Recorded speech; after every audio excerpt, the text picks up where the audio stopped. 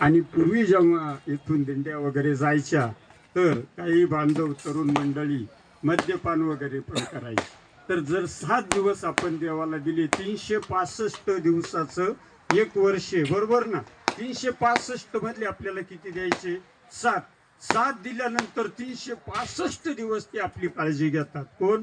साईनाथ महाराज. मग ते 7 दिवस मी माझ्या पूर्ण तन मन धनाने मनाने शुद्ध भावाने दिले पाहिजे की नाही? मजा करायला आपल्याला किती दिवस आहे? 365 दिवस आपल्याला मजा करायला आहे, आनंद उपभोगायला आहे. आणि जे दिवस देवाला दिले ना, त्यातला एक क्षण सुद्धा मी वाया जाऊ देणार नाही. म्हणून ज्ञानेश्वर माऊली सांगतात, हरिमुखे म्हणा, हरिमुखे म्हणा, पुण्याची गणना कोण करी, देवाची द्वारी उभा क्षणभरी. क्षणभरी म्हणजे आपला श्वास आणि उश्वास. क्षणभरी म्हणजे लोक असा अर्थ लावतात का तिथं जायचं समाधी पुढं क्षणभर उभं राहायचं, असं नाही बरं का माऊली.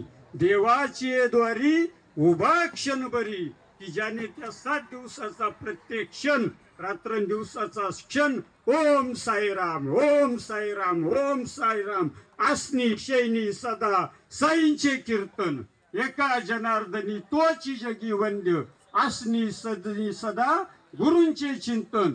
ते 7 दिवस जर आपण केलं तर खऱ्या अर्थाने आपली वारी होऊ शकते. वेळ झाला तर मी बंद करतो, तुमची आज्ञा जशी असेल तशी. माझ्याकडे तसं काही भांडवल कमी नाही. तरी मग म्हणून जाणतेने गुरु भजीजे. का भजायचं गुरुला? हे बघा, आपण एवढे अनुभव पाहिले, एवढे हे आपल्याला प्राप्त व्हायचे असतील, आपल्याला कृतकार्य व्हायचं असेल, फक्त देवाकडे श्रीमंती मागून चालेल का?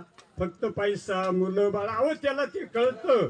जो वापरतो ना जोडोनिया धन उत्तम व्यवहारे, उदास विचारे वेच करी.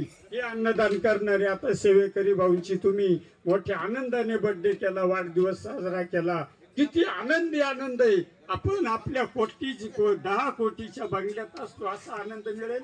असा आनंद मिळतो? नाही मिळत. अहो आम्ही जेव्हा पंढरपूर वारीला जातो ना, रावरीमध्ये दरवर्षी पाऊस